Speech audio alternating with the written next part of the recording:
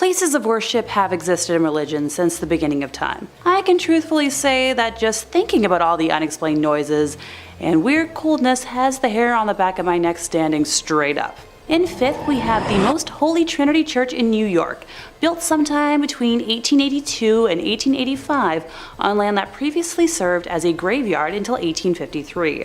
According to local rumors, not all of the bodies residing there were exhumed from the graveyard, and the spirits of those left behind still inhabit the grounds to this day. The church property covers an entire city block, and it is said that there are false closets leading to bricked-up doorways, tunnels, and random sub-basements throughout the church and convent. There are also mysterious passageways on the upper levels of the church, where legend says only priests are able to enter. The church's rectory was built in 1872 by its second pastor, Monsignor Michael May, who later passed in his room on the second floor. Priests who live in the rectory have used that space for mainly a guest room ever since, as no one has ever been willing to live in it on an ongoing basis. Guests have experienced lights being switched off and on, hearing strange noises, and the sound of a person walking back and forth while trying to sleep. Phantom footsteps have also been heard on the staircases in the building, and dogs who were once kept as pets in the rectory would stare in a trance-like state down the basement stairs, as well as into the dining room when the building got cold. In 1897, a parish bell ringer named George Stell's life was taken in the vestibule of the church. Though there was a suspect in the case, a former parishioner who would later be executed for an unrelated ending of life, no one was ever convicted of the crime. The red fluids of Mr. Stell's, as well as the red handprint of the killer, is believed to still be on the wall in a stairway leading to the bell tower. George's ghost still roams the church and is believed to be the reason why the bells will ring suddenly, vowing not to leave until his death has been solved. Moving on to our fourth place position, we have the Aquia Church of Stafford, Virginia. While the congregation was established in 1711, the physical parish wasn't built until 1751. It was a gorgeous brick building built on a peaceful hilltop with a two-story crucifix floor plan, which otherwise known as a cruciform, which was considered a rather unusual style for colonial churches. Aquia was built to replace two earlier sites of the Overwharton Parish, which were constructed around 1680. The inside of the church burned down in 1754 and was not rebuilt until 1757. It was then shut down from the Revolutionary War until the Civil War due to lack of funding, before reopening as a stable, campsite, and hospital for Union forces. It was during this closure that a young blonde woman was traveling the dark country roads, rural Stafford County, when a group of highwaymen accosted her. This time period was full of exasperated uncertainty from the war, and with it a severe lack of resources, food, and money. Men would wait hidden on the side of roads to steal the valuables from people walking or riding by their hiding spots. She ran from the men to the sanctuary of the church, but was only able to hide for a little while before they broke inside and ended her life. Her body was hidden in the tower, and the men were never caught. It wasn't until after the Revolutionary War ended in 1775 and the church was ready to reopen for services that what was left of her was discovered, a skeleton with golden blonde hair that was as intact as if she had been freshly slain. The red fluid that spilled on the floor from her death was impossible to remove. Despite using every trick known to man, the stains remained in the tower for well over 100 years, until during a modern renovation when the redness was covered up by concrete. With the facility still being in use today, members of the church have mentioned hearing footsteps walking around at all hours of the day and will break into a frantic run around the church at night, but no one is there. Noises can be heard in the empty tower, with some saying it sounds like a struggle, others describing a groan, whistle, or even a call for help. Many have also mentioned seeing a transparent woman in the church's windows, on the balcony, or even in the graveyard, dubbing her Blonde Beth after the hair of the skeleton. In the 1900s, brave people would try to stay overnight at the church, but were chased away by what they described as an unfriendly presence. A custodian working in the graveyard saw a ghostly woman's face floating above the graves, while another man saw a woman smiling at him through the balcony windows before she vanished. In the middle of this creepy sandwich, in third place, we're taking a closer look at St. Mary the Virgin, located on the outskirts of Clophill, England. Originally built facing the west sometime around the year 1350, it's believed to have been erected on top of a leper hospital run by monks. I'd like to take a moment to note that it was built in the quote-unquote wrong direction, with churches traditionally facing east, the direction from which the sun rises, which is associated with the location of heaven and the return of the Messiah in Christian religion. Altars inside of these holy buildings would face in the eastbound direction for prayers. Some have claimed that because St. Mary the Virgin faces away from God, it thus opens its doors to hell, and ergo responsible for the tale I'm about to tell. The building was abandoned in 1848 when the rector at the time made the decision to have a new church built, instead of expanding the previous one, which was much needed due to the rapidly growing congregation. Old St. Mary's, as was dubbed by the locals, was then primarily used as a mortuary chapel, holding bodies before they were buried in the adjacent cemetery. By the 1950s, St. Mary's had become so run down that it could no longer fulfill that use, with just the outdoor walls and tower remaining. In March 1963, the tomb of an 18th century apothecary's wife was broken into, and the bones were arranged ritualistically in the middle of the church. And once again on Midsummer's Eve of 1969, multiple women's graves were broken into, with bones being removed and rearranged once more. While the specific individuals involved in these acts were never identified, the arrangements found resembled those used in black mass rituals performed by satanic groups at the time. After the first incident in 1963, a rare decision was made to rehollow, or in more simple terms, re-bless the altar that was left in the building, in a failed attempt to protect the building from evil. Later that year, Reverend Harold Colthurst reported stumbling upon a group of men in the building that were in the midst of a mysterious ritual, being quoted as saying that the men were trying to communicate with evil spirits, chanting some sort of mumbo-jumbo. They were definitely in league with the devil. Modern-day visitors to the now landmark have reported seeing a plethora of ghostly figures during the day and nighttime, faint lights moving about before vanishing mysteriously, along with reports of a chilly and oppressive atmosphere even during warm days. In second place, we're visiting l'Abbey of Mortemer, or Mortimer Abbey. It was originally built in 1134 on land gifted by King Henry I. The stagnant water of the drainage lake, which was dug out by the monks to dry up the marshy land, was called Mortemer, or the Dead Pond, giving the monastery its name. Totally not ominous or anything. The monks constructed what was then one of the largest monasteries in the world on said land. The legend says that after the passing of his only son, King Henry wanted to reform his daughter Matilda and had her locked in a room in the abbey for 5 years. The anger and hate she felt from being sent away and isolated stained and seeped into the walls of the monastery, cursing it for eternity. After her eventual release, she went on to live until 1167, when it said her spirit returned to Mortimer Abbey to haunt the area as the White Lady. She is said to appear on nights close to a full moon, moaning as she drifts through the now ruins of the monastery. Those that have seen her report that she alternates between wearing black and white gloves. If she appears to you with white gloves on, you're destined for good luck. But if she appears with black, you'll be expected to pass within a year. Alas, Matilda is not the only spirit one must worry about if visiting the abbey. When the monastery was at its peak in the 1500s, a frail and suffering woman was brought to the monks with an illness it was believed that only they could aid. It was revealed that she was possessed by the spirit of a wolf and cursed to become a werewolf for several nights. The monks chained her to a room and conducted multiple exorcisms in an attempt to eradicate the spirit. The monks were able to exorcise the evil wolf spirit or demonic force out of the woman, but it then attached itself to the grounds and walls of the monastery. Several hundred years later, in 1884, a man named Roger Saboureau was hunting in the woods nearby when he was attacked by a large werewolf.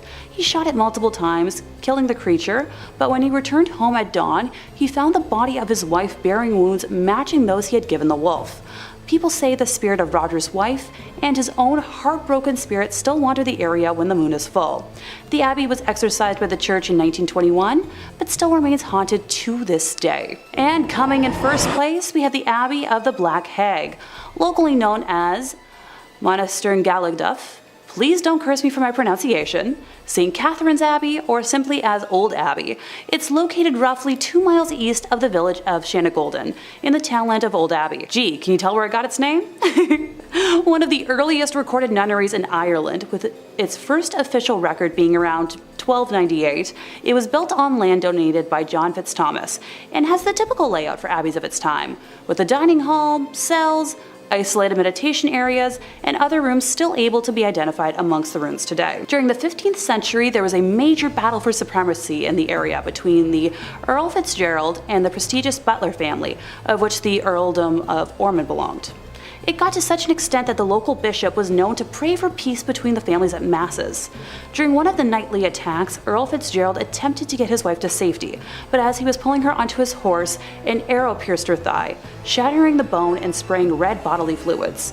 As he rode on, the Countess appeared to have succumbed to her injury, leading the Earl to seek sanctuary at St. Catherine's. The heartbroken man was certain his wife had passed, so he swiftly buried her beneath the altar and continued elsewhere to find safety. As the night went on, the nuns and residents began to hear hair-raising screams and made the decision to rebury the Countess in hopes of bringing her peace. When they dug up the body, they discovered her fingers were broken and her nails had been torn off. The poor woman had been buried alive, with a very slow and torturous end of her life. To this day, it is believed that the Countess has been unable to find peace and continues to scream in anguish, waiting for her husband to save her from a fate truly worse than death. Moving slightly ahead in time, we come to the Black Nun herself. Described as one in the order that wasn't content with being humble, helping others over herself, and the servitude to God, she instead craved power. The hag had her own cell, where she worshipped Satan and performed black magic, becoming a slave to the occult. This was the highest form of blasphemy in the church, and the other nuns in the order fled the abbey, while the hag remained in her now house of darkness. To complete her rituals, the Black Nun would venture into the local community and perform depraved, lewd acts and offer sacrifices, with bones of young community members later discovered on the grounds. In modern times, visitors have reported seeing the dark, shadowy figure of a nun wandering, the feeling of being constantly watched, and a disembodied hand reaching towards them. It has been reported that flashlights cannot function in the nun's cell, and modern batteries drain too quickly to have any sort of rational explanation. Number 5 on this list is the Old Post Chapel. This chapel is located in the Arlington, Virginia cemetery and is definitely one of the most haunted churches in the world. The Arlington Public Library writes, the Old Post Chapel was commissioned by Major George Patton Jr. in 1933 when he toured the chapels on the grounds of the Walter Reed Hospital. Patton told Post Commander Colonel Kenyon Joyce that the new chapel should combine the functions of a principal chapel with those of a mortuary chapel in one building. Workers broke ground in February 1934 and the chapel was officially dedicated on April 21, 1935, where it was known for its attractive spire and intricate stained glass windows. The chapel serves as a place of worship for the community, a wedding chapel, and a place of final honors for those laid to rest at Arlington National Cemetery. Many fallen service members have lain in wait in the Old Post Chapel for their final trip, and it's allowed family members to grieve in private. So it's unsurprising that many active duty service members have reported hearing disembodied voices and footsteps in the chapel when they've been there alone. Locked doors have unlocked themselves and opened on their own. Canine units patrolling with service people will refuse to go into the building and bark at the door, especially at night. And visitors describe a young grief-stricken woman dressed in white who waits for her sweetheart. Rumors are that she threw herself from the bell tower, which remains locked to this day. So what really sticks out to me there, guys, about that excerpt is the canine units. Dogs not wanting to go into this place because they're scared. You ever notice how animals can get skittish when a big storm is coming or something like that? Well, they sense these things and they pick up on stuff that humans just don't. I personally imagine that they probably have a similar ability with spiritual presences or anything of that nature. Also, considering how many people have been laid to rest here, it's no wonder why this place would be as haunted as people are claiming it to be. If you're going, then definitely pray before entering, but don't be scared to just avoid it altogether either. Number 4 on this list is the Abbey of Mortemer. This abbey was a whole thriving community at one point, but now it's a total ruin of its former self. For the purposes of this video, we're going to be zeroing in on the place of worship that they had at this spot and looking at how haunted that is. And let me tell you, it's pretty freaking haunted. In the 15th century, this place was booming and one of the brightest communities in France. It really looked like it was on the come up. But fast forward 200 years later and things had really fallen off. Greed had taken over and the men who were in charge were far more interested in their personal gain than the growth of this place. People started leaving and things started to wear and tear with time. Eventually there got to a point where there were only a handful of monks still there living under the leaky roof of this abbey. Well, in 1790, they met a very grim and sick fate. This was the time of the French Revolution, and religion was very much out of favor. A group of revolutionists swept through the area, and believing that the monks had some sort of treasure hidden here, they took them into the cellar and they killed them. The manner to which these men died was brutal. Because of this, it's believed that their spirit still clings to the ruins of this place. Future owners of this location had many run-ins with ghosts and even had to perform some exorcisms in their time being there. There have also been reports of werewolves and other demonic creatures here. The monks are by far the most spotted poltergeists though. The crazy thing is that apparently they aren't that evil. One would think that after their life was so ruthlessly stripped away from them that they would harbor some anger, but apparently they don't. If you do make it out here, then I recommend you pray not only as a form of safety, but also as a sign of respect for the souls of the monks who still live here. Number 3 on this list is the Aquia Episcopal Church. Heading back to Virginia with this one, this church is located in a place called Stafford. The church itself is rather beautiful and looks super unsuspecting. Some of the other churches on this list and our previous part just gave me the vibe that something was up, but this one doesn't. The outside and the inside make you feel homey and very safe. Problem is, this isn't the case. Only in your state writes, one of the most famous mysteries associated with the church is that of the golden-haired skeleton. No one knew about the death of the woman who was murdered inside Aquia until her skeleton was later discovered in the Beftrey, and her hair was later discovered in the Belfry, and her hair was still intact, just as blonde as the day she died. At the time, the church had lost funding due to the Revolutionary War, and that might have been the reason why no one discovered her body until later. The event seems equally tragic and mysterious. It's been said that bloodstains from the murder remained on the floorboard for nearly 100 years until it was replaced altogether with concrete. Not so surprisingly, many ghost stories worked their way through the community after the skeleton was discovered. Many parishioners refused to set foot in the church after dark. In the 1900s, people decided to seek evidence of hauntings for themselves. Many returned with chilling tales of having encountered an unfriendly presence. Even today, there's plenty of paranormal activity associated with the church grounds. Many visitors have reported hearing footsteps running through the graveyard accompanied by the sound of a violent struggle. Others claim to see the figure of a young golden-haired woman peering from the balcony window. So clearly this church has got a pretty dark history to it. It's said that the skeleton that was found was of a woman who was murdered by some men prior to the Revolutionary War. The church then closed for the war and reopened after it, so her body would have been stuck here decomposing for probably decades. It's no wonder that her soul hung on to this place and refused to let go. It's honestly really very sad if you ask me, because from all the reports that I read, her ghost isn't evil, it's just a lonely one. It's clear by the way she holds herself that she doesn't want to be stuck in this purgatory place, she just is. Similar to our monks, you should pray as a sign of respect before entering this church if you do ever go. Number 2 on this list is the Borley Rectory. This is sometimes referred to as the most haunted place in all of England, so it definitely deserves a spot on our list. The Rectory, which for those who don't know is a Church of England, was built in 1863. For a bit over 50 years, nothing out of the ordinary or spectacular happened here. It was just a normal rectory. The horror stories didn't take place until 1929. A journalist named V.C. Wall was with a photographer in the woods nearby the rectory taking pictures one evening when they saw the weirdest thing. Apparently from the outside, the rectory looked as if it had a light on within it, but the second that you walked inside, that light disappeared. This phenomenon baffled both of the men, and they thought that something paranormal might be happening. Wall also reportedly said that he saw a nun that evening, or what looked to be the ghost of a nun, walking in the garden. After they told people about this story, some ghost hunters came forward and provided an explanation. Back in the 1300s, there was a monastery here. At this monastery, a monk had a relationship with a nun. This was found out and resulted in deadly punishment for both people. The nun got it particularly bad though, because she was bricked up alive in the convent walls and left there to die. The story from V.C. Wall brought this place to the public's attention, but apparently ghost stories have been told here from long before as well. Sightings of paranormal creatures have been seen and talked about dating back before the rectory was even built on this land.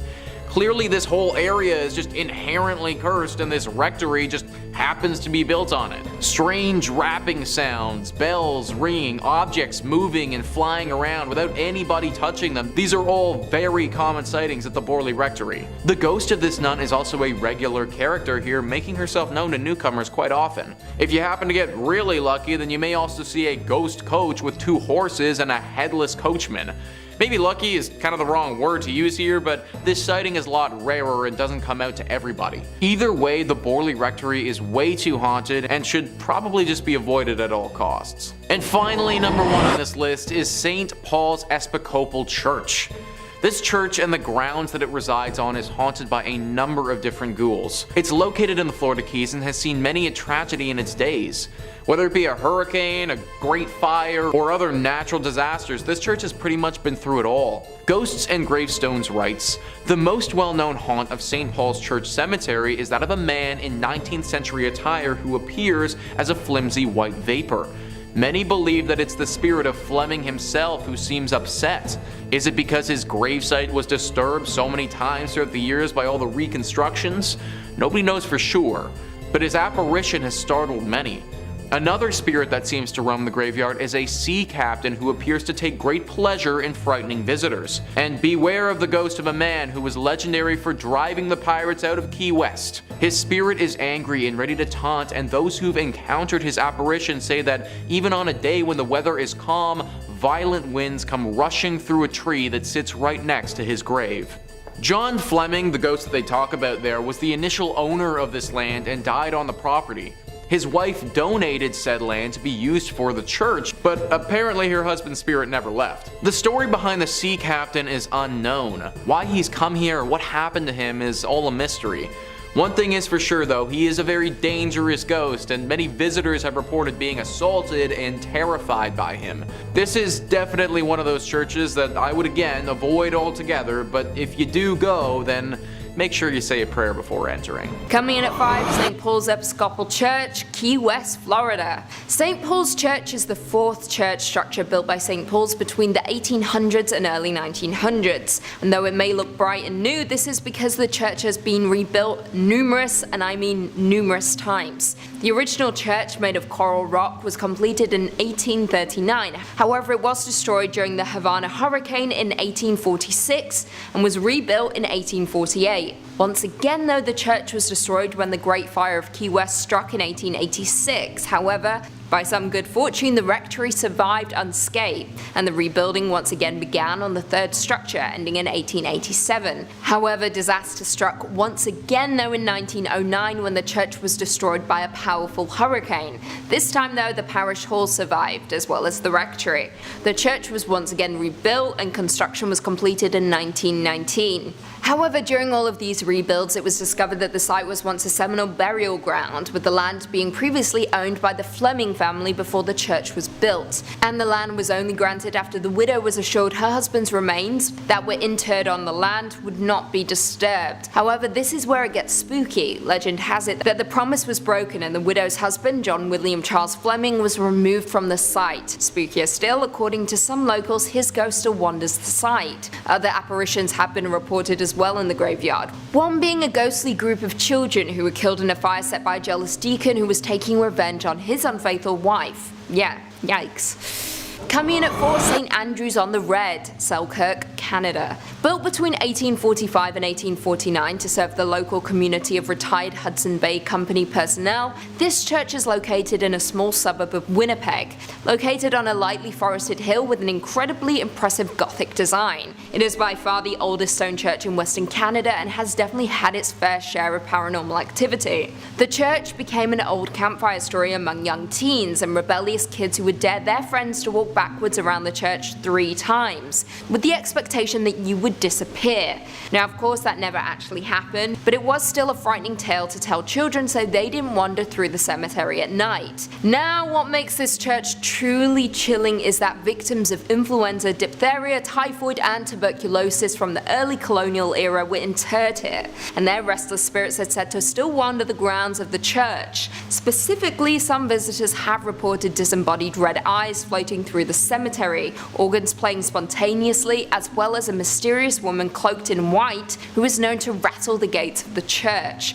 If you dare, you can take a self-guided tour of the church located in Selkirk, Canada. Coming in at 3, St. Michan's Church, Dublin, Ireland. This is an Anglican church built on the site of an early Norse chapel from 1095, with the current structure dating back to 1686, undertaken by William Robinson. As it stands, this church is the only parish church on the north side of the River Liffey, surviving from a Viking foundation. Now, the exterior of the church is nothing to write home about, however the interior is what we're going to be discussing, specifically the vaults. The vaults of St. Michan's contain a large amount of mummified remains, with the walls of the vaults containing limestone, thus keeping the air dry and creating ideal conditions for preservation. Among the remains of the 400-year-old body of a nun, a 6.5-foot man believed to have been a crusader, a boy with a severed right hand and feet, and Henry and John Shears, who took part in the 1798 rebellion. Unfortunately, a number of the crypts in the church's vaults were damaged by vandals in 1996 and once again in 2019. After the most recent event, the church has stated that several mummified remains were desecrated by vandals, including the remains of the nun and the crusader. Tours used to be open, however, after the recent incident they have been temporarily shut down.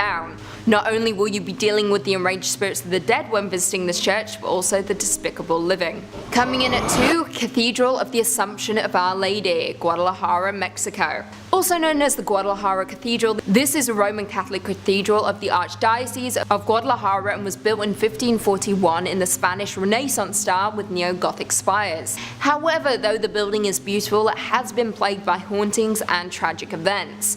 On May 30th, 1574, during Mass, neighbours fired shots into the air. Some of the bullets fell onto the cathedral and started a fire, ultimately damaging the building.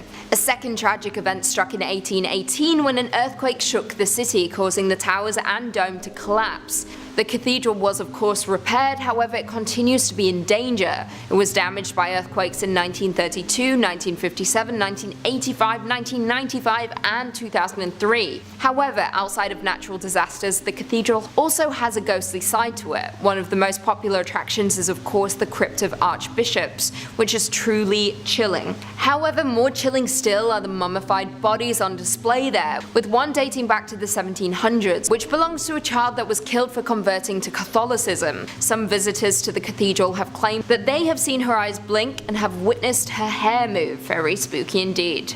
And finally, coming in at number 1, St. Thomas Anglican Parish of Mulgoa, New South Wales, Australia. Designed by Reverend Thomas Mackison and built from 1836 to 1838, this church is incredibly striking with a Gothic revival design and is said to be one of the most haunted churches in not just Australia, but in the world. Though the church is youthful in appearance and located in a semi-rural area, it is hiding an incredibly dark and tragic history. Legend has it that 2 young boys died in a fire in the bell tower of the church after a prank went horribly wrong. Since that fateful day, any kind of light, even candles, anger the spirits of the boys' restless spirits. According to a Facebook group, Haunted Places of Sydney, they say, I quote, "There's an urban legend that claims that if you drive laps around the church at night, the headlights of your car will switch off, and if you continue, the car will stall." However, it isn't just the church's legend that is creepy. The surrounding cemetery is also filled with monuments that date back almost 200 years ago.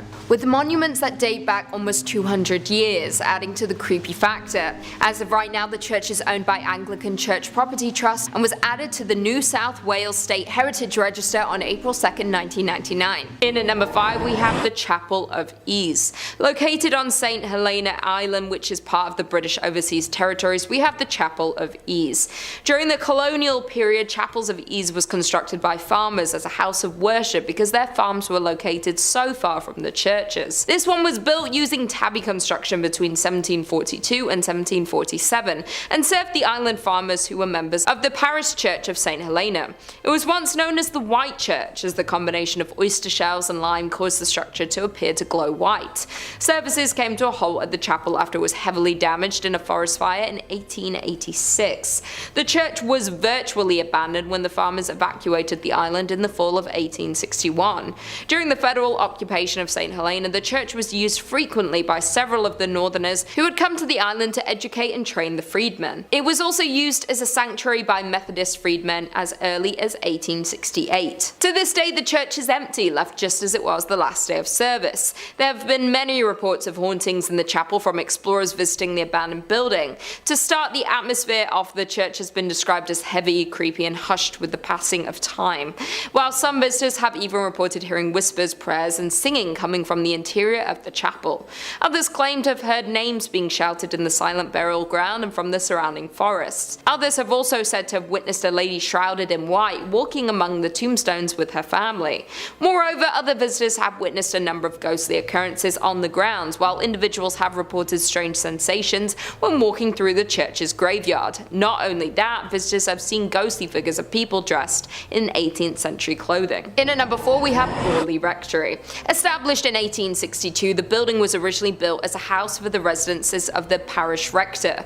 The earlier rectory had burned down to the ground in 1841 and then was replaced in 1862. Borley Rectory itself is a tiny rural community in Essex that had 110 inhabitants at its peak. Now just a shell of a rectory left abandoned. Now the ghost stories don't start once the building was abandoned, but there had been claims of ghostly activity on the site from as early as 1819, with a shadowy nun being seen gliding across the ground where the rectory was built. By the time the Bull family moved in, there were reports of the sound of rushing water in the house and bells ringing from unknown sources. There were also reports of disembodied sounds of crashing and heavy footsteps in empty areas of the building. As with so many cases of alleged poltergeist activity, much appeared to be in the daughter of Ethel's room, being the subject of many hauntings. In 1900, Ethel saw what looked like a nun hiding in the trees, and as they reached out to the nun, the figure dissolved in front of her very eyes. As years passed, household items went missing. There started being mysterious messages appearing on the walls of the home.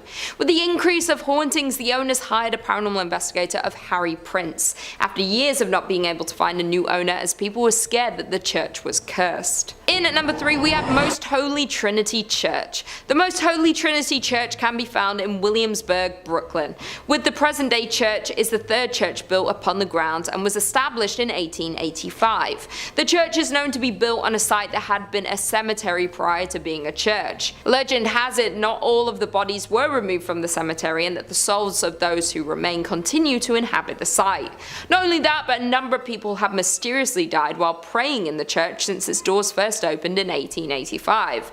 Thus, those souls are also said to roam throughout the church building. Because of this, the lights in the church have also been known to go on and off without any reasonable explanation. At night, it is said that voices and the sounds of people walking back and forth can be heard in the building. It's been reported that priests who live in the rectory have continued to reserve the space as a guest room ever since the haunting started, as no one has ever been willing to live in it on an ongoing basis. Guests report having heard strange noises and the sound of a person walking back and forth while trying to sleep in the room.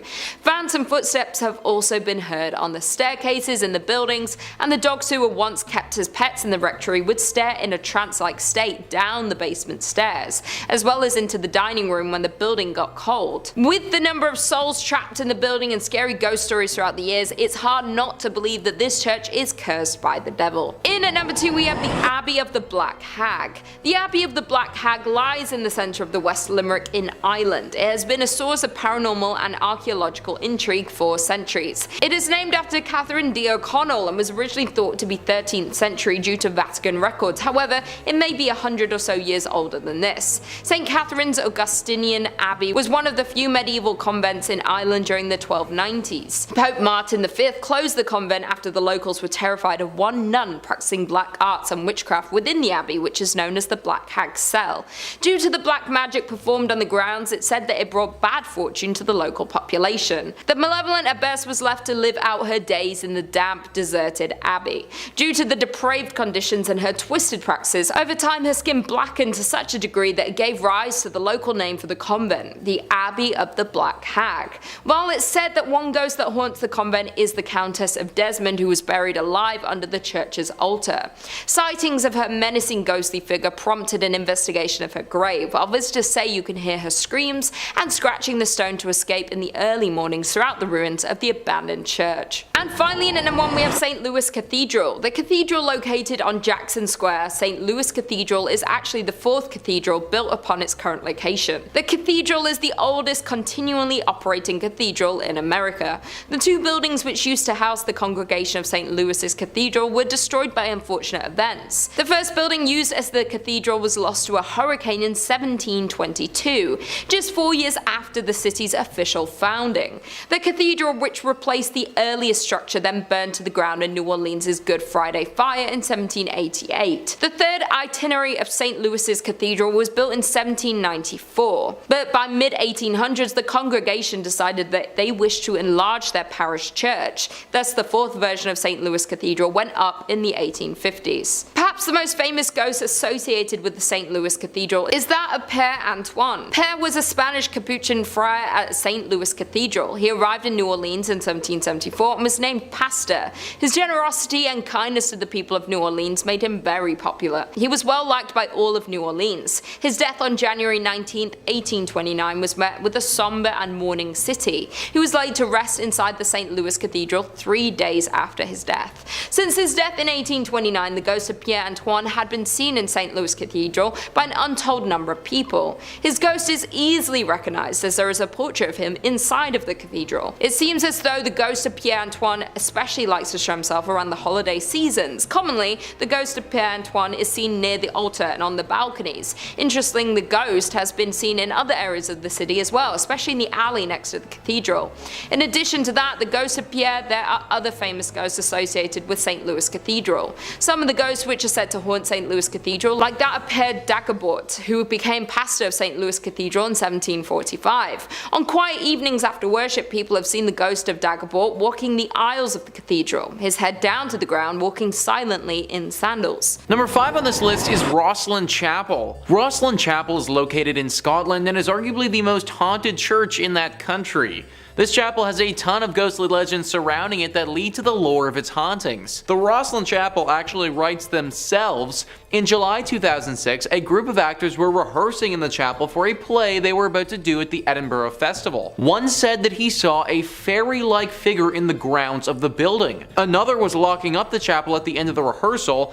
As he was doing so, heard the voice of a child in the crypt. Obviously, he didn't want to lock the child in overnight, so he went down to the crypt to get the child, but found that there was no one there. Another tale says that the ghost of a white lady haunts Rossland Chapel. Legend has it that she is a girl from the St. Clair family who was bewitched by an evil spell and sleeps in an enchanted chamber. Here, she is waiting to be rescued by a knight. Once rescued, the spell upon her will be broken and the knight will be granted great treasures. And yet another tale is of a phantom dog which roams the grounds around the chapel, and on stormy nights its ghostly barking can be heard. We got a fairy, we got a child, we got spells, we got a dog.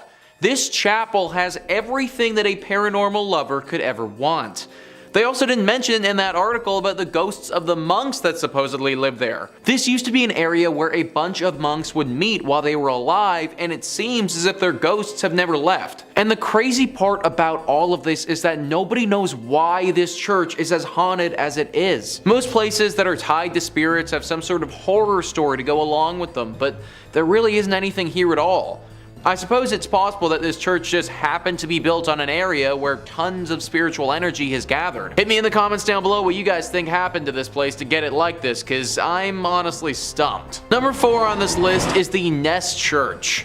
This church is located in Norway and is no longer functioning. It's actually a collection of ruins now and a very popular spot for ghost hunters. The ghosts here are very interesting and unique. It seems as if they have a strong connection to electronic devices, because whenever anyone brings an electronic device to this place, it will immediately stop working and start flashing uncontrollably. If one wants to have an electronic device here, then it needs to be specifically made to withstand strong spiritual energy. The most popular myth surrounding the ghostly presence that resides here is of a priest named Jacob Christian. Christian Finnegan. This was a priest who presided over this church from 1800 to 1837. Apparently he suffered a very grim fate here along with his children. People believe that at some point a gang of thieves came to this place and murdered him. Along with his death, they took his children and bricked them up in the church, leaving them there before ransacking the place and taking any valuables. An even darker version of the legend says that the priest did this to his children himself and then promptly hung himself in the church for the locals to later find. I'm not too sure which legend is the true one, but either one would have left their dark mark behind. The screams of these children are frequently accompanied by the sighting of this priest. It's said that he'll stalk those who come here and follow them around, giving them a horribly uneasy feeling. At this point, the church is nothing but a ruin of its former self, and considering the ghostly presence that's waiting for you,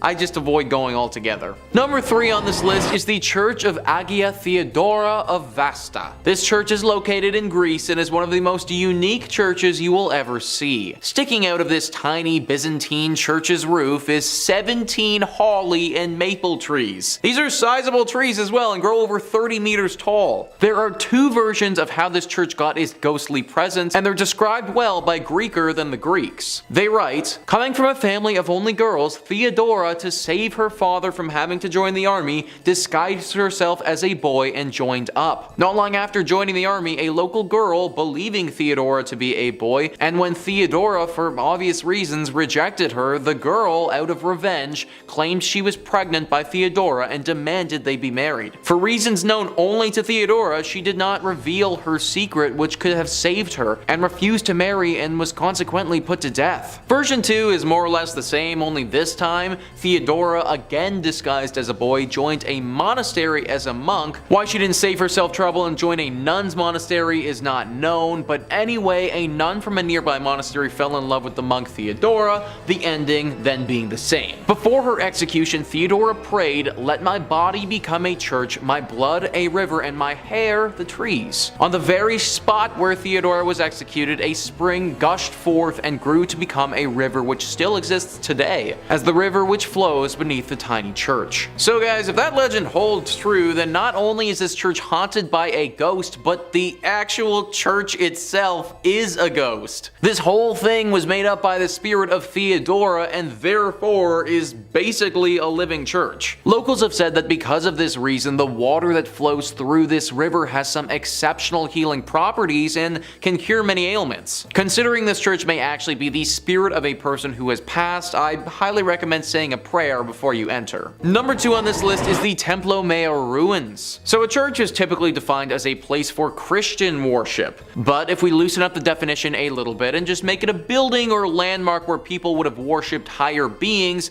then the Templo Mayor ruins can certainly qualify. This temple is one of the most haunted places in Mexico, and for good reason. Gaurav Gupta writes, "This archaeological site in Mexico has a blood-soaked past. It is a haunted Aztec civilization site that has made its presence felt through the time. Around 4,000 people were brutally killed to please Aztec gods. The priests would cut out the beating hearts from the victim's chest and then throw their lifeless bodies on the stairs of the Aztec temple. Aztec's last emperor made his last stand against invading Spanish armies before he was tortured and killed. This Aztec is now a museum, and tourists report strange, sensational feelings and sightings of shadow figures." 4,000 people were likely sacrificed here. That is just an insane number of people to have died over the years. Not to mention the fact that a battle took place here, and that would have caused more loss of life in great numbers. Needless to say, the spirits of those that passed have never really left. Glowing orbs are always spotted at this place, especially in the evening. Some people have also felt contacted by the dead before. Like they go into a deep trance and get a vision of something to come or something happening in a totally other life. From my research, they've had a hard time explaining it, but they know that something paranormal has touched them. Some locals have even noted a bright light flashing up into the sky at this place before. It happens very infrequently and doesn't seem to have any rhyme or reason to it, but every now and again you can spot a beam of light blast into the sky. I don't think it's unbelievable to think that this place is deeply haunted with all of the death that's happened here. From my reading, it seems to be decently safe to visit if you go during the daytime, but I'd still say a prayer to those that were lost here. And finally, number 1 is the Chapel of the Dead. This one is really interesting because it's actually a crypt underneath a big church. The Chapel of the Dead, or the Capuchin Crypt, is located in Italy, and it's underneath the Santa Maria della Concenzo dei Cappuccini Church. This church is located in Rome and was built in the 1600s. The church itself wouldn't be haunted if it wasn't for the 3,700 skeletal remains that are found underneath it.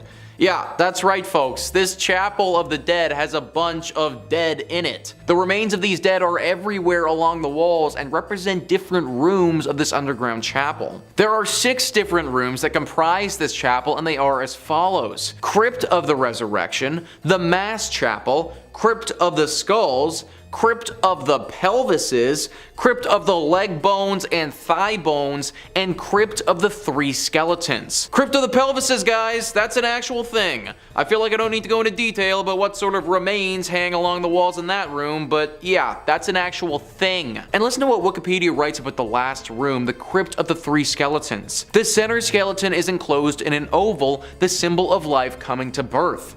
In its right hand it holds a scythe, symbol of death, which cuts down everyone like grass in a field, while its left hand holds the scales, symbolizing the good and evil deeds weighed by God when he judges the human soul. A placard in 5 languages declares. Obviously, with all this being said, this place is deeply haunted. It sounds like something straight out of an Indiana Jones movie, and from what locals have said, it definitely could be. Severe bad luck can befall those that enter into this chapel, and it seems to be totally random. I could enter it and be like 100% fine, but you could enter it and just have horrible things happen to you for years. It's a really interesting place to read about, but definitely not the sort of place I'd recommend visiting. Number 5 on this list is Hallstatt Karner. Hallstatt Karner is one weird church, man, let me tell you. I'm all about unique and cool decorations, but human body parts?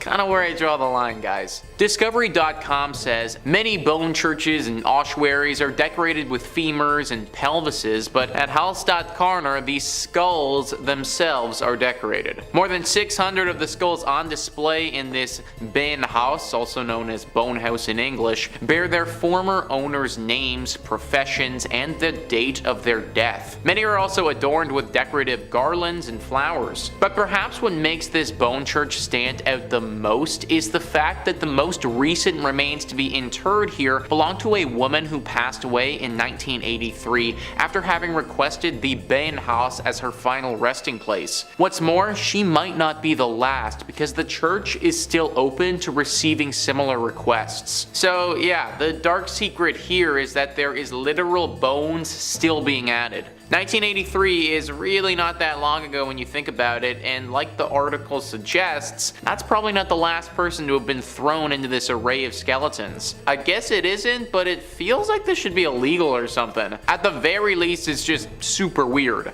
Like, why is a bunch of dead bodies and bones and stuff bringing anyone closer to God? Isn't the whole point of church to connect with your spiritual side? Not get grossed out by a bunch of dead people who you might have even known at one point. The church is located in Austria and has got to be one of the scariest churches in that country for sure. Unless you want your bones to be added to some religious display, I would stay away from this place. Number 4 on this list is the St. Louis Cathedral, a beautiful church like many on this list, which is riddled with spirits. List first says, like the city it serves, the St. Louis Cathedral in New Orleans is a font of strange myths and legends. Originally built by the city's French rulers, the modern cathedral wasn't completed until the 1850s. According to lore, the ghosts of the old structure came along for the ride. One of the cathedral's better known ghosts, Père Dagobert, was an 18th century priest. Dagobert was renowned for his kindness, especially his willingness to treat the poor and terminally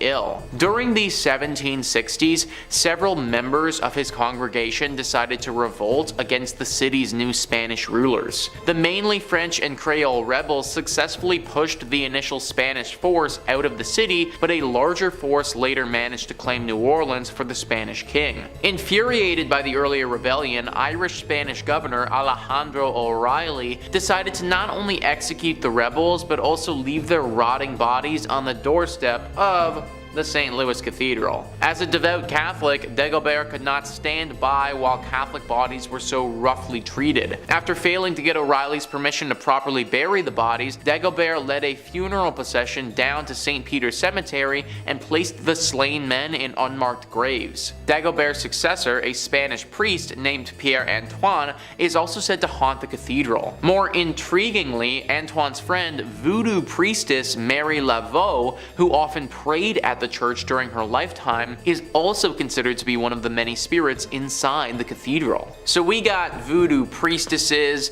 unmarked haunted graves, multiple spirits of bodies that were buried improperly. This church is just one big mess. Many people think that there are also a bunch of other secrets that this place has that we don't know about. Like this was a spot for a secret society hundreds of years ago who performed some very questionable rituals, and that's why this place is as haunted as it is. Whatever really happened here, we know it was dark and we know that it left its mark. Number 3 on this list is Egg Hill Church. This church was home to one of the worst tragedies a church has ever been host to. I've never been a real churchgoer myself, but from my understanding, love, life, spirituality, all of this is supposed to be in the air when you go, and the whole reason for doing so. Death and hate and violence, that's all supposed to be left at the door. Pennsylvania's Egg Hill Church didn't quite do that. Instead, they invited death into the church on one particular Halloween night. Many years ago, the whole community gathered into the church on Halloween.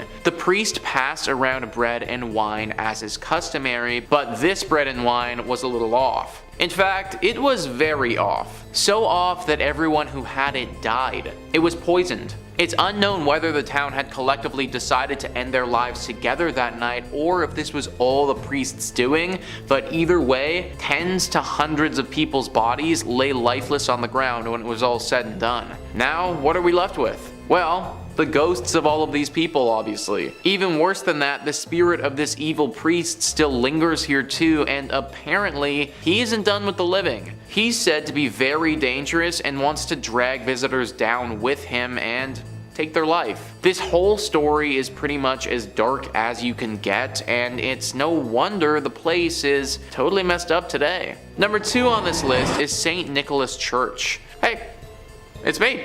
It just so happens that my church is haunted by a dozen spirits. Great. List first says St. Nicholas Church is practically haunted by default. That's because the village of Pluckley, its home, is reputably the most haunted locale in all of England. The Kent village is home to the Watercress woman, who occupies the Pinnock Bridge, and to the ghost of a schoolmaster who committed suicide in front of his pupils. According to a conservative estimate, Pluckley contains no fewer than 12 active spirits. The church itself is said to be the home of both the beautiful ghost of Lady Daring and the Lady in Red, a ghost who searches the adjacent churchyard for her lost baby. The ghost of a former miller who worked in the area is also said to haunt the churchyard in search of a long-lost love. Also, the ghost of a monk at nearby Greystone's house is also said to be seen during the night. Finally, visitors to St. Nicholas have reported seeing lights in the church's windows when no one was inside. So we have another church with just a plethora of horrible things. Someone taking their own life, a missing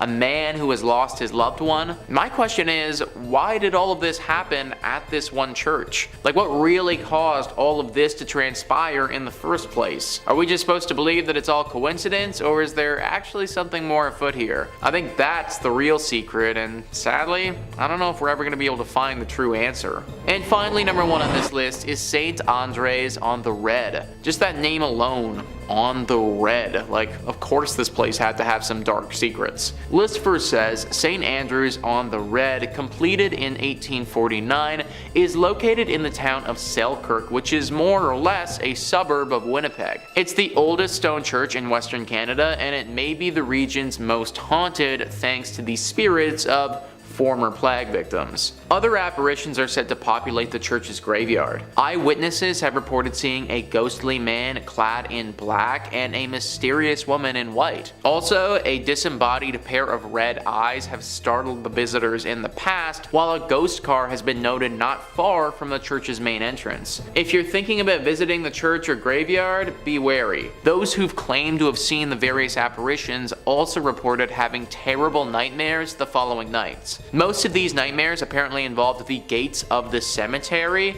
which rattle even though no hands are seen shaking them. Some people can't shake these nightmares either. The occasional individual will have these persist for months or even years. I'm sure that the architecture and natural beauty is nice and all, but I'm not trying to risk nightmares for a year to see it. I do wonder what happened to those gates though. Is it some weird thing with the wind that's causing it, or is it what people suggest, some type of ghostly intervention? I tend to think some sort of spirit has to be involved, considering the thing with the nightmares happens as well, but you gotta wonder who. Sometimes I really do think that being a paranormal investigator would be awesome, because you could get to the bottom of these things, but then again, that's a pretty unforgiving profession. Number 5 on this list is the Lady of Guadalupe Church. This church is located in New Orleans and is known to the locals as being one of the most haunted spots in the whole city.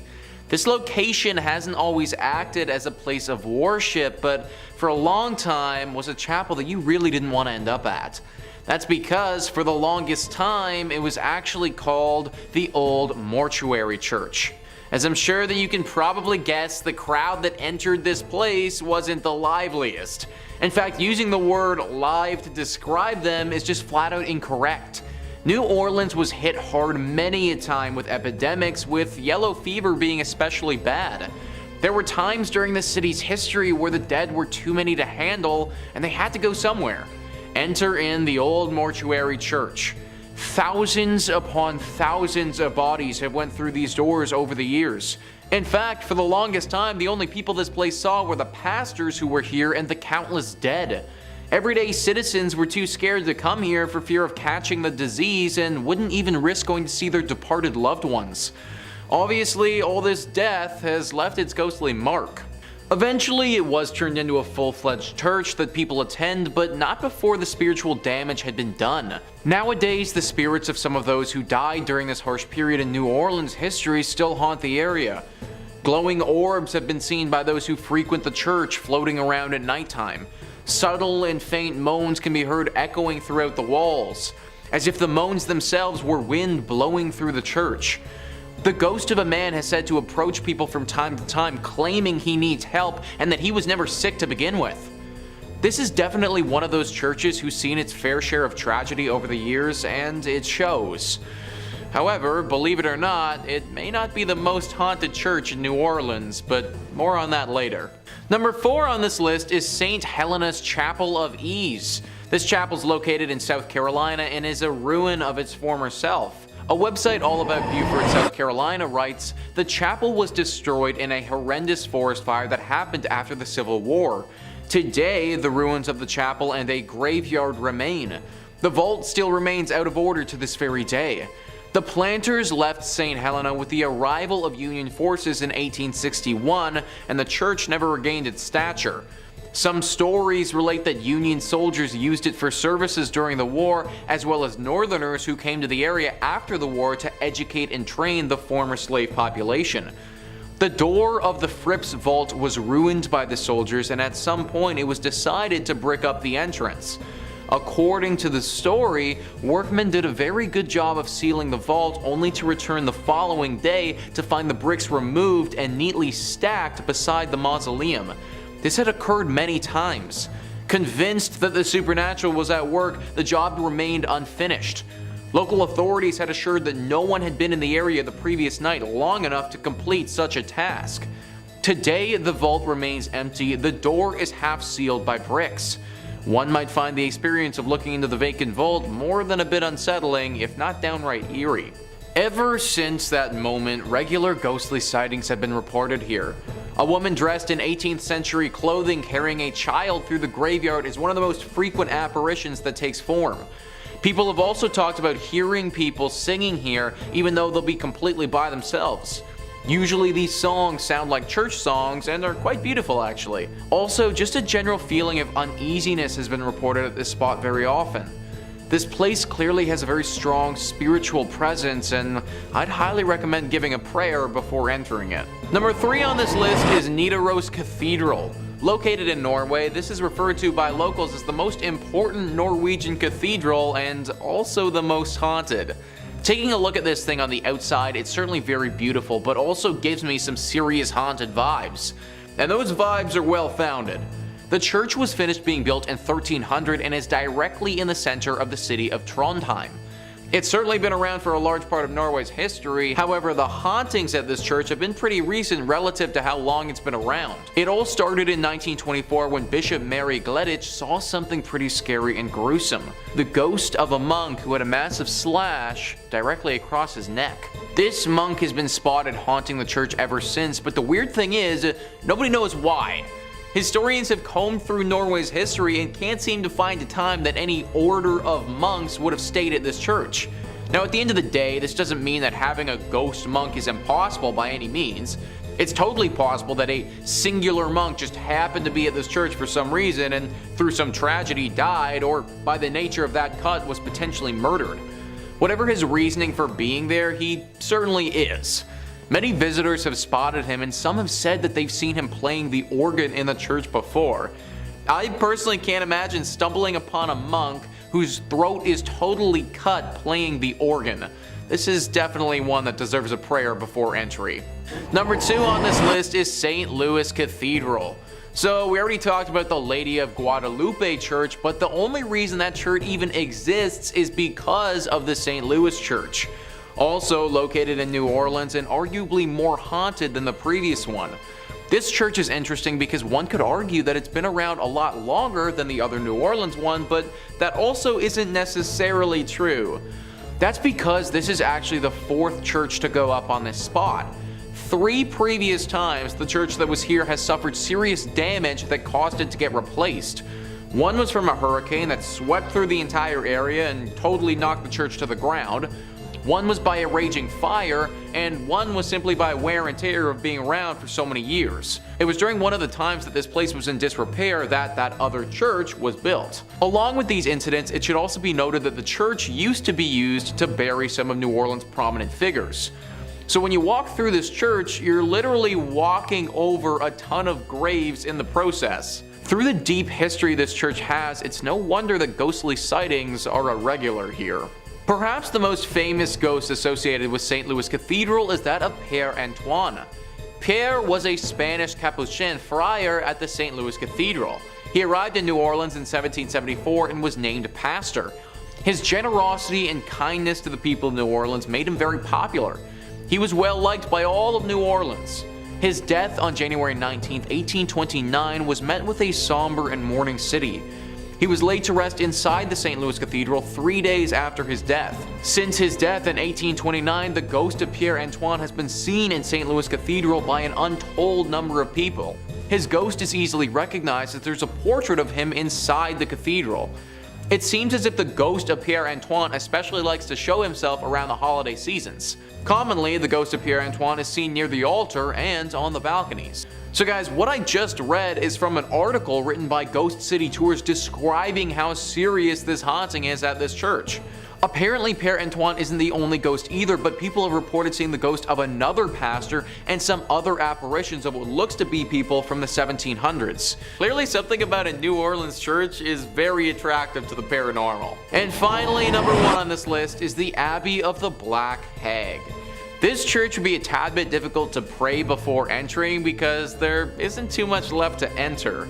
It's located in Ireland and is a ruin of its former self. The story starts many hundreds of years ago when this place was referred to as St. Catherine's Augustine Abbey. This place was established in 1298 and was pretty great right up until the last abbess took over. It's said that this woman practiced witchcraft here and brought great evil to the others that lived here and those nearby. Pope Martin V caught wind of this and ordered the immediate closure of this place. Everybody left except for the witch. She stayed here completely by herself, practicing magic all day and all night. Eventually, through her consistent spell practicing and probably the fact that she never bathed ever, Her skin blackened to such a degree that people started referring to this place as the Abbey of the Black Hag. Apparently, this witch still resides here to this day, and the locals fear going here and risking her wrath. Tales have been told of livestock going missing, weird symbols appearing in the ground, and even the occasional child wandering into this area, never to be heard from again. I feel like praying before you go to a place like this might not actually help that much. In fact, I'd just try avoiding it altogether if I was you. Number 5 on this list is the Templo Mayor ruins. So a church is typically defined as a place for Christian worship, but let's loosen up that definition just a little bit and start thinking about it as a building or landmark where people would have worshipped higher beings. If we start thinking about it like that, then the Templo Mayor ruins can certainly qualify. Mexico has a lot of haunted spots, but this is at the top of their list for sure. Gaurav Gupta writes, this archaeological site in Mexico has a blood-soaked past. It is a haunted Aztec civilization site that has made its presence felt throughout the time. Around 4,000 people were brutally killed to please Aztec gods. The priests would cut out the beating hearts from the victims' chests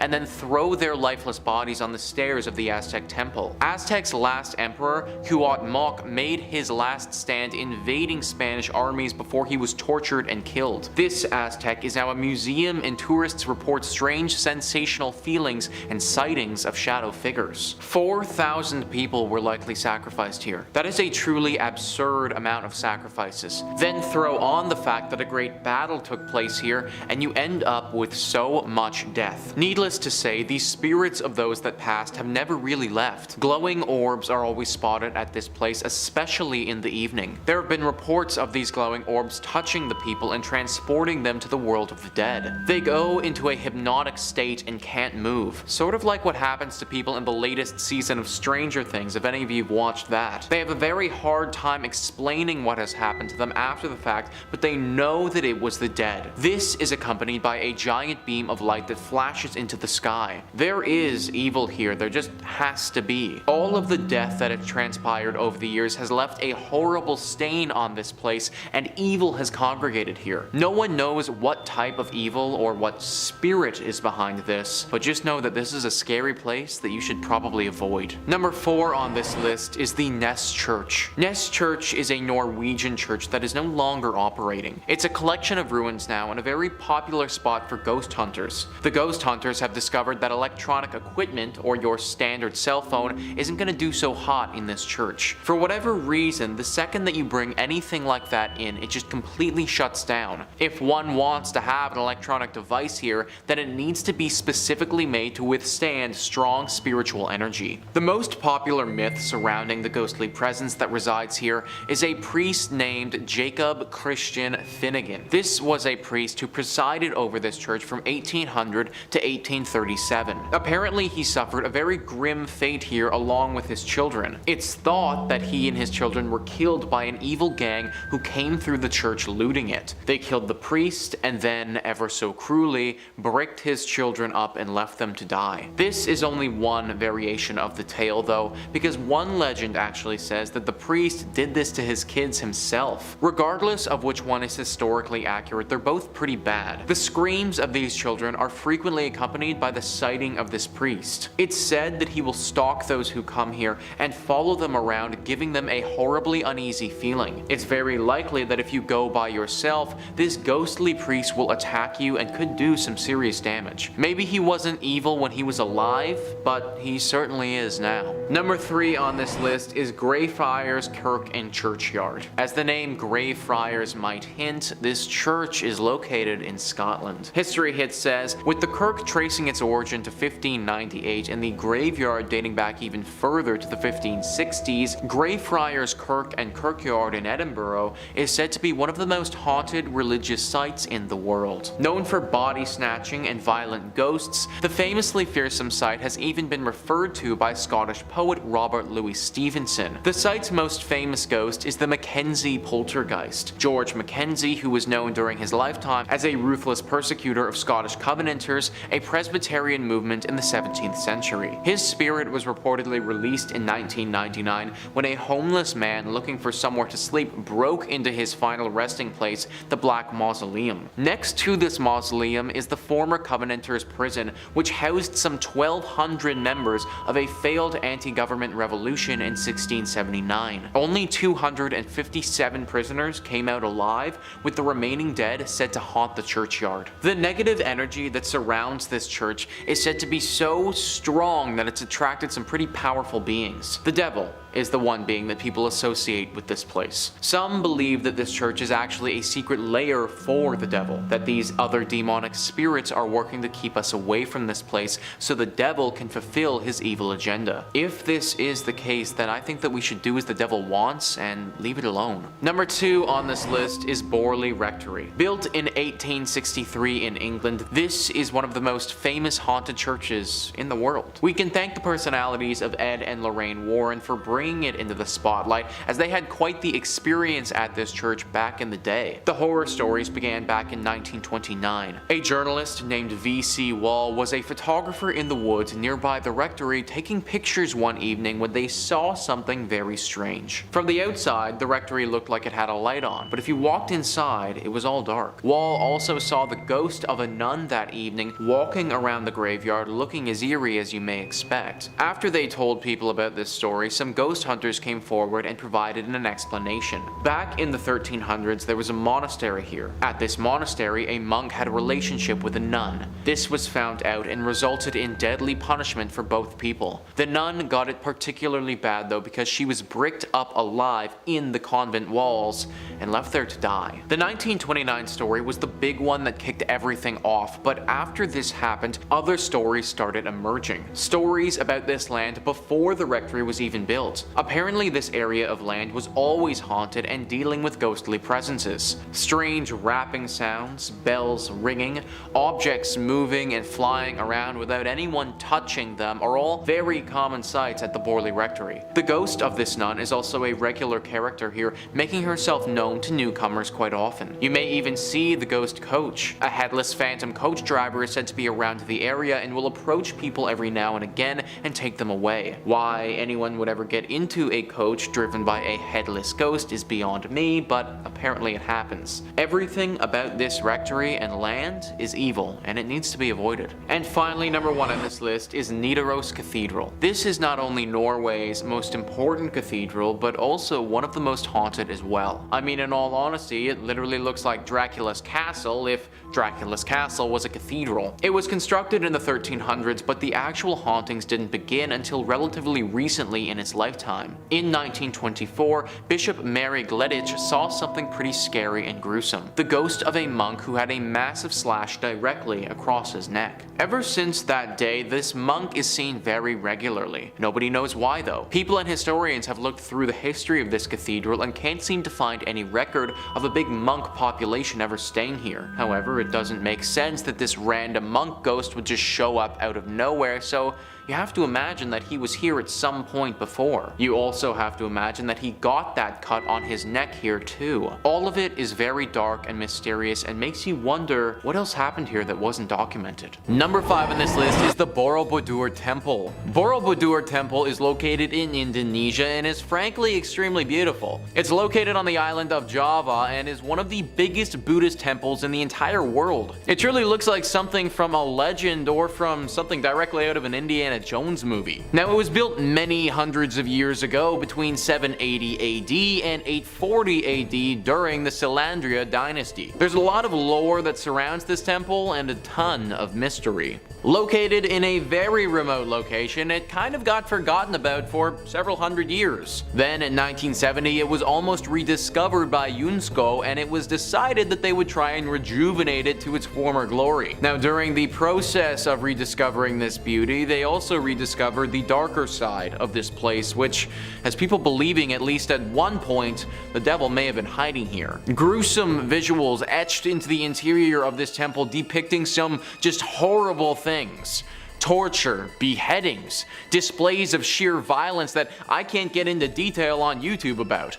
Some awful drawings showing what would have gone down here at one point in history. Also, along with these acts of violence, some drawings that seem to point to the presence of the devil. Drawings looking at potential rituals that would have been performed in honor of this devil. People worshipping the devil and praising him, all of that. Nowadays, it's pretty understood that this place no longer hides the devil. But for several hundred years, it's very possible this could have been a bit of a stronghold for either the devil or another evil spirit. Number 4 on this list is the Chernobyl Church. Now, I imagine a lot of you have heard about Chernobyl before, the devastating accident that went down in Ukraine back in 1986. If you aren't familiar, then basically a huge nuclear power plant exploded, which caused the worst nuclear accident the world has ever seen. It killed 31 people right off the bat, and then several more over the years from radioactive poisoning. That area where the blast occurred has been closed off to the public, and rightfully so. It's literally still radioactive to this day, and if people were to go into the 20-mile radius that's closed and then proceeded to stay there for an extended period of time, they would certainly feel the negative effects of doing so. All of this has left for a very creepy abandoned city vibe that looks like something straight out of the apocalypse. Most of the buildings here are horribly worn down and starting to fall apart. After all, it's been over 30 years and no one has looked after them at all. Which is why it's very strange to see the church in this village still in perfect condition. Recently, somebody entered into the radiation zone and went into this church.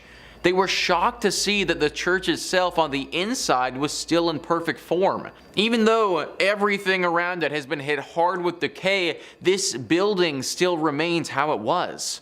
Why? Well, the person taking these photos didn't know, and they didn't stay too long to find out. Apparently, after entering, it wasn't long before they started to feel a very ominous presence. Something deep and dark and sinister lurking here, not wanting to be found. As if entering the church woke whatever this thing was from its slumber, and it wasn't ready to be woken. This individual got out of there as fast as possible and didn't want to investigate further, but it got me thinking that this church might be hiding the devil. A horrible accident occurs where tons of people perish. The whole city gets abandoned and no one can come into this area for over 30 years. And this one flimsy little church is still totally intact and looking pristine. It seems a little bit too suspicious for me. If this is the case and this church is hiding the devil, then we can take it a bit further too. Now the real question comes out about how the Chernobyl accident really went down.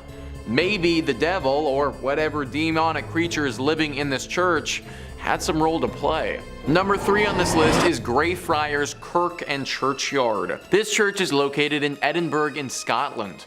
History Hit says, with the Kirk tracing its origin to 1598 and the graveyard dating back even further to the 1560s, Grayfriars Kirk and Churchyard in Edinburgh is said to be one of the most haunted religious sites in the world. Known for body snatching and violent ghosts, the famously fearsome site has even been referred to by Scottish poet Robert Louis Stevenson. The site's most famous ghost is Mackenzie poltergeist George Mackenzie, who is known during his lifetime as a ruthless persecutor of Scottish Covenanters, a Presbyterian movement in the 17th century. His spirit was reportedly released in 1999 when a homeless man looking for somewhere to sleep broke into his final resting place, the Black Mausoleum. Next to this mausoleum is the former Covenanters prison, which housed some 1,200 members of a failed anti-government revolution in 1679. Only 257 prisoners came out alive, with the remaining dead sent to haunt the churchyard. This church is haunted by so much negative energy that people around the area believe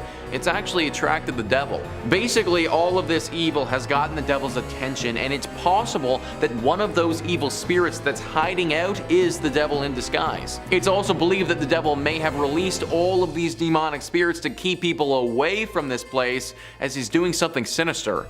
We may never know for sure though. Number 2 on this list is the Church of St. Mary the Virgin. This church is located in Bedfordshire, England, and can very easily be a hiding spot for the devil. Bedfordshire Live says, the Church of St. Mary the Virgin in Clophill, Bedfordshire was abandoned for about 170 years after it fell into disuse in the 1840s. During this time, the church fell into ruin as it lost its roof and became a focal point for vandalism, antisocial behavior, and, according to ghost hunters, black magic. Over the years, many people have reported seeing strange things near this church, from mysterious hooded monks to tall dark figures. The 14th century church was reportedly used for satanic rituals in the 1960s. As rumor has it, bones were dug up and arranged in satanic patterns. Damien Odell, head of the Anglia Paranormal Investigation Society, theorizes that the hauntings are what remain of black magic rituals from many years ago. He explained, there's definitely something strange going on at the church, and my personal view is that it's down to black magic practices held there. I think it's possible for a group of Satanists to conjure up something and leave it behind. A sort of guardian or elemental. He added, if this is the case, it certainly does its job because it frightens the living daylight out of people. Other theories speculate that it's haunted because it's facing the wrong way. Churches traditionally face east, the direction from which the sun rises, which is associated with the location of heaven. However, because St. Mary the Virgin faces away from God, it's said to have opened up its doors to hell. Many locals have thought that this church is the literal church of the devil because of all the sightings and the fact that it's facing towards hell rather than where it should be facing. Even if it isn't the devil that is here, it's clear that there is some sort of demonic presence for sure. Personally, I would avoid this church at all costs if I was you. And finally, number 1 on this list is Egg Hill Church. Egg Hill Church is one of the creepiest and scariest churches on this list, and it's for good reason. The church is located in Pennsylvania and has seen a horrifying atrocity committed there in the past. Before I even get into the tragedy that went down here, let's just take a look at this place and how creepy it is. It's this small barn-looking structure that doesn't look to be in good repair at all. It's got a few gravestones sitting out front of it, and it's relatively in the middle of nowhere. It looks like the sort of place where a serial killer would be lurking, or in this case, maybe even the devil. In the early 1900s, this place hosted a horrifying mass murder. The pastor of this church held a congregation, gathering everyone in the surrounding areas to this church. When they were all inside, he chained the door shut and murdered everyone. He wasn't just interested in his visitors though, because right after he was done with that, he took his own life as well. This was obviously a major shock to the community when it happened, but even to this day, it's left people baffled. The pastor apparently never showed this sick and sadistic nature in his character before, and this act of terror came out of thin air. That's why people have speculated before that he may not have been acting by himself. It's very possible that it was him in the flesh but not in the mind, that his body was simply acting as a vessel for the devil or another spirit as they did this. To this day, locals avoid this place and claim that there is a dark force that haunts it. Maybe it's the devil just sitting, waiting in this church for his next helpless victim to wander inside. Number 5. St. Mary the Virgin Church. Clophill, England. I gotta say, that sounds like it's a fake place, like where Sir Topham Hatt lives. Well, not only is it real, but it's home to a bone-chilling haunted church, St. Mary the Virgin Church. Now, St. Mary was built in 1350 outside the main settlement of totally real place Clophill. Traditionally, churches are built facing the east. I didn't know that. It's so it can align with the sun rising, which in Christianity is associated with heaven and the Messiah. Churches have their altars facing east so you pray in that holy direction.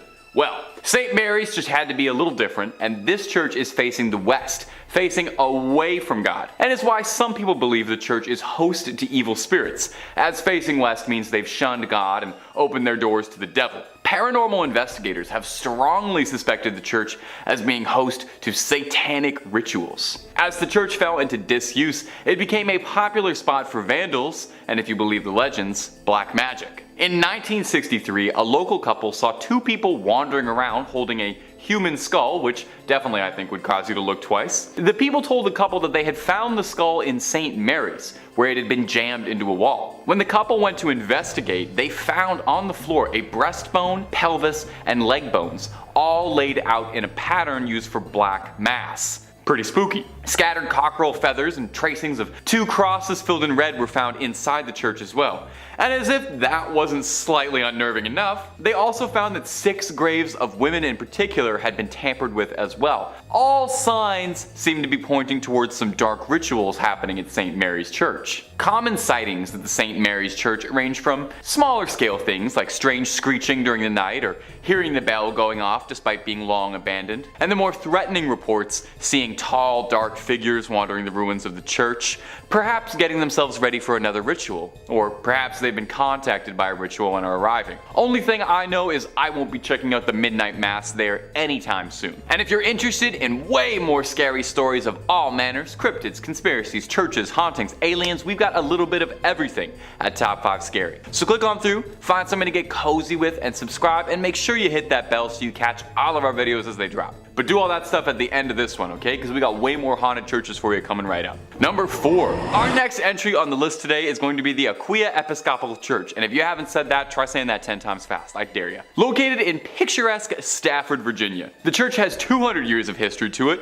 which means it's also got approximately 200 years worth of ghost stories to study. When the church was first built way back when in the 18th century, it was stained by an unfortunate tragedy. You see, the surrounding areas were exhausted by war and the lack of resources, food, and money, and as such, brigands would take to the dark country roads to attack innocents during the night for whatever they had on them. Well, one young woman was hiding from a gang of highwaymen and marauders and sought out the church as a safe haven. Unfortunately, the bandits eventually caught up with her and she met an untimely end. Now, these men were never caught for their crime, and her body was not found for hundreds of years, left there to rot and decompose. And many believe that because of this, her spirit is tied to the church. And there have been several reports of hauntings ever since the discovery of those accursed bones. Visitors mention hearing footsteps frantically scattered around at night. These footsteps break into a run, but if you go searching, you'll never be able to find anyone attached to them. Voices can be heard in the room where she was attacked, some saying it sounds like a call for help or a painful scream of a struggle. Some go so far as to say they saw a transparent apparition of the woman in the church's windows or on the balcony. One story comes to us from a custodian who worked the graveyard shift there in the 1990s, claiming that he saw a ghostly woman's face floating above the graces, and says that he saw her smiling at him through the balcony windows before she vanished. One last one on this church. In the 1990s, to celebrate the bicentennial anniversary, the church sent out an invitation to a group of Civil War reenactors to fight a mock battle on its ground. During the night, one of the reenactors was complaining that there was a red and orange light that was flickering the entire night during the church that prevented him from sleeping. The man explained this to the father of the church, and the father explained back that there was no electricity in the vestry, and that the light must have been the spirit confused by why the Civil War had started up again. Imagine, you're a ghost, you're already out of time, and then you look outside and you see guys from your time? My little ghostly sense of the world would be so thrown off. I would have to buy a new ghost calendar. Number 3. Monaster Nagayal Duff, or Abbey of the Black Hag if you don't got all that time. Wow, you see that? You see what that church is called in that little chyron below me right now? I'm just supposed to pronounce that with like my lips? Okay, it's also called the Abbey of the Black Hag, and that's what we're going with. We're not calling it that other thing. I'm not doing that. Black Abbey of the Hag, only name this church has ever gone by, and it was built in 1298. And it was one of the well-known medieval convents in Old Ireland. The remains of the abbey still stand today in a secluded valley, making it already mysterious and supernatural place just that much more supernatural and overgrown and spooky. I mean, the place is called the Abbey of the Black Hag. You don't name a place that unless it's extremely haunted or if there's like a cool boss fight or something there. Sounds like it's straight out of Dishonored. It's believed that the last abbess, horrible word by the way, in charge of the abbey practiced witchcraft, and in the scary way, okay? She brought death, misfortune to the surrounding areas. Pope Martin V condemned the abbey, not being down for witches at all. The accused witch left to live out in the damp, deserted abbey by herself, which she probably loved because it sounds scary. Over time, her skin blackened, her hair furled, and her soul twisted, leading to the place being renamed the Abbey of the Black Hag. And if you can believe it, there's actually more to this one. The Count and Countess of Desmond once called the abbey home when attempting to flee their attackers, where the Countess was fatally struck by an arrow and buried by her husband. But it wouldn't be the end of the Countess, because sightings of a ghostly figure around the ruins of the abbey were common, meaning someone eventually went to dig up that grave, finding worn out finger bones, meaning she was still alive when she was buried. It's said now that a woman's panicked shrieking can be heard in the early hours around the Abbey. Number 2. The Borley Rectory. The Borley Rectory is an old London estate that has the unique distinction of being considered the most haunted building in the United Kingdom. No big deal, or anything. Almost immediately after its construction, stories of hauntings started to creep out. One of the first local legends says that in the 12th century, a priest and a nun had a naughty little affair, and when they were discovered, the nun was bricked up and left to rot in the nearby church. Since then, they say that her spirit roams the rectory. In 1900, 4 daughters of the then estate owner all said that they saw a nun wandering around the estate late at night. They tried to talk to her, but got no response back, just a scary ghost stare. The family claimed they'd see this nun around the property, and on one occasion they thought they saw the spectral apparition of a horse-drawn carriage with a headless rider, some real Sleepy Hollow stuff. From there on, there was all these reports of bizarre sounds or strange shadows creeping out the corner of your eye. In 1927, the estate changed hands as the original family owning the estate had all passed on, and a new family, the Smiths, had moved in. Shortly after, they discovered a human skull in the cupboard in a brown bag.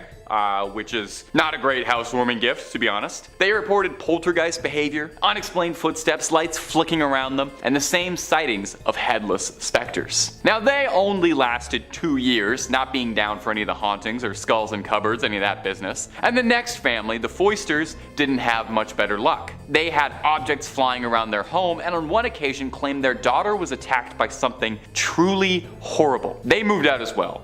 And the last owner of the rectory would be Captain Gregson, who accidentally lit the estate ablaze while unpacking, although insurance claims they think the fire was started intentionally, perhaps in a desperate attempt to cast away whatever evil has been trapped in the Borley Rectory for so long, or perhaps he unintentionally unleashed it out into the world.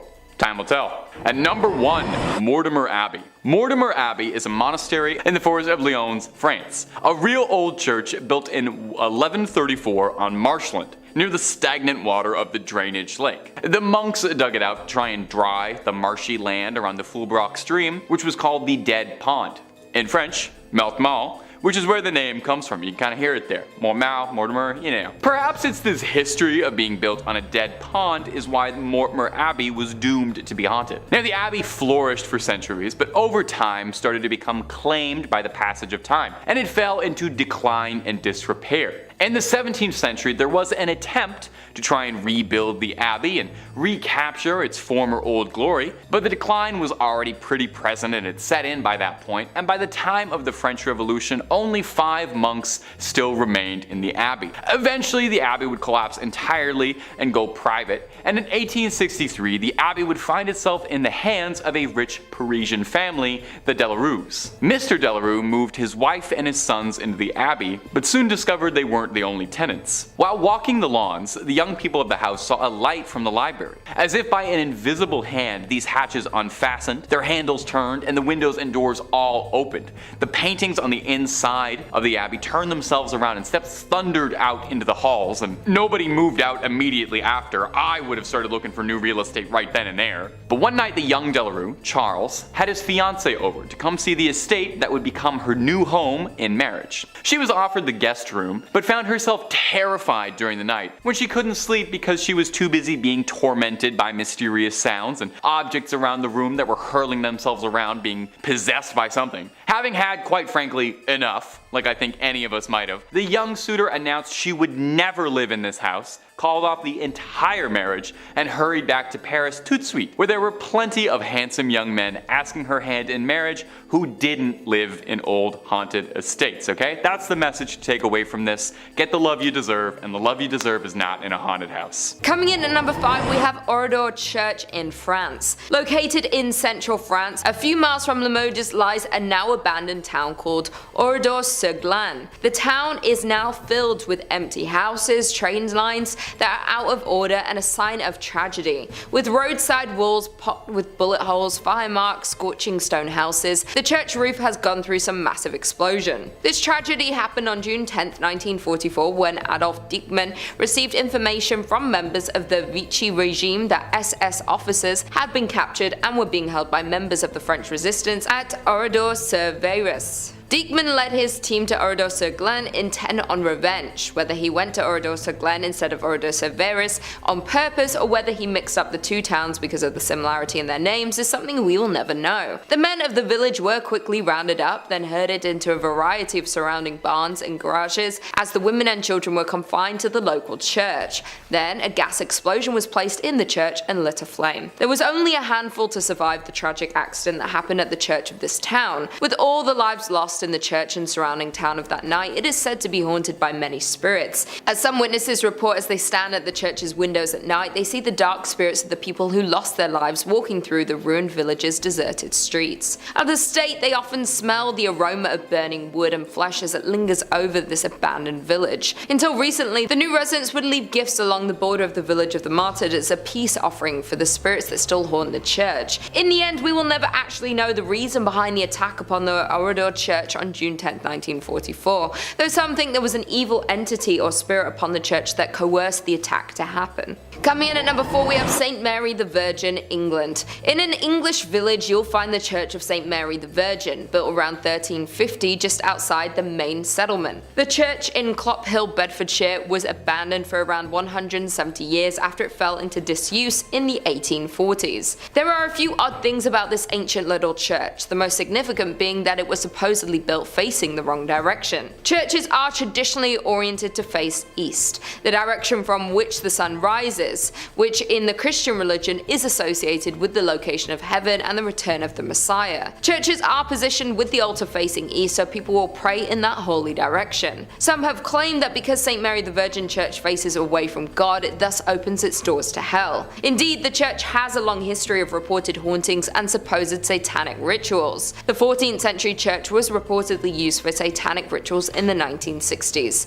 As rumor has it, bones were dug up and arranged in satanic patterns. A paranormal investigator has speculated that some kind of black magic was performed at a church in Clophill, making it one of the most haunted places in Bedfordshire. The investigator explained that there's definitely something strange going on at the church, and this personal view is that it's down to black magic practices held there. He explains that he has also had many people confess the terrifying experience that they've had with the church. One filmmaker told the investigator that he saw a dark shape that was extremely tall coming towards him. The filmmaker and his colleague ran when he felt something grab his arm, even though he couldn't see anything. Once police arrived to the scene, instead of laughing the claim off, they congested that they've spent a lot of time guarding the abandoned site, as many people experienced the same thing. Over the years, many people have reported seeing strange things near the church, from mysterious hooded monks to tall dark figures. In at number 3, we have Egg Hill Church, Spring Hills, Pennsylvania. Considered one of the most haunted churches known to man, we have Egg Hill Church in Spring Hill, Pennsylvania.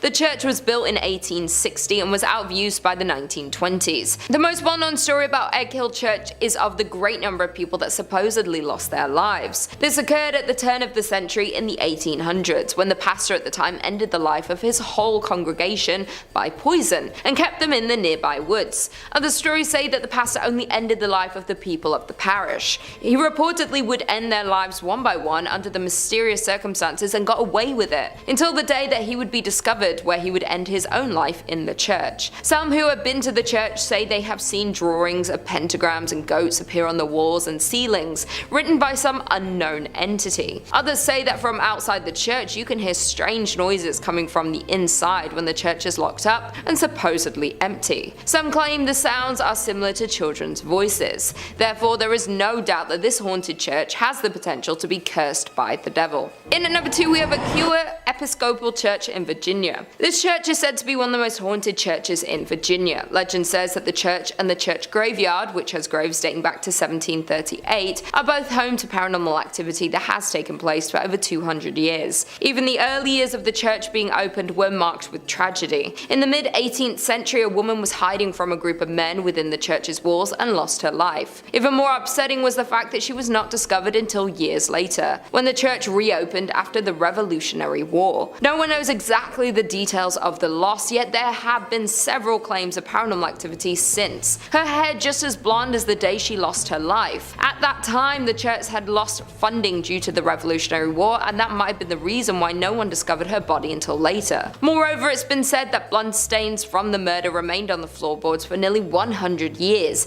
till it was replaced altogether with concrete. Many ghost stories worked their way through the community after the skeleton was discovered. Many parishioners refused to set foot in the church after dark. In the 1900s, people decided to seek evidence of hauntings for themselves. Many returned with chilling tales of having encountered an unfriendly presence. Built before the Civil War, this church is reportedly visited by the ghost of a soldier killed during the conflict. The most haunted part of the building is the church tower. Others claim that the reason for the haunting involves a young woman who was murdered there. The eerie lights and unexplained sounds are reason enough to stay away after dark. Even today, there is plenty of paranormal activity associated with the church grounds. Many visitors have reported hearing footsteps running through the graveyard accompanied by the sound of a violent struggle. Others claim to see the figure of a young golden-haired woman peering from the balcony window. With all the tragedies and loss of lives that happen within the walls of this church, not to mention the paranormal activity, it's safe to assume that there is some evil spirits and energy cursing the church. And finally, in at number 1 we have St. Columcille, Ontario. Dating back to 1855, St. Columcille Church was founded and located in the hamlet of Uptergrove. The original frame church was torn down and the present brick edifice was constructed in 1905. This structure sits on a hill far back from the road and can easily be viewed when driving on Highway 12 east from Aurelia. The ghost stories have been spreading since over 100 years ago, classifying the church was haunted, and these tales have been circulated ever since. Today, the church is deemed haunted by some local residents and visitors. There have been many reports of ghost sightings, shadowy figures that will suddenly appear, creaking doors, and eerie music that will play randomly from the organ. There have also been numerous reports of shadowy sightings of a figure wearing a black hat that floats through the choir area, creating chills for those who had observed it. Mysterious candlelight has been seen flickering from the windows on stormy nights. Many believe the spirit responsible is that of a former priest who, according to legend, pledged to complete a specific number of sermons, though he lost his life before he was able to attain that number. Now some churchgoers say he is returning to fulfill that promise.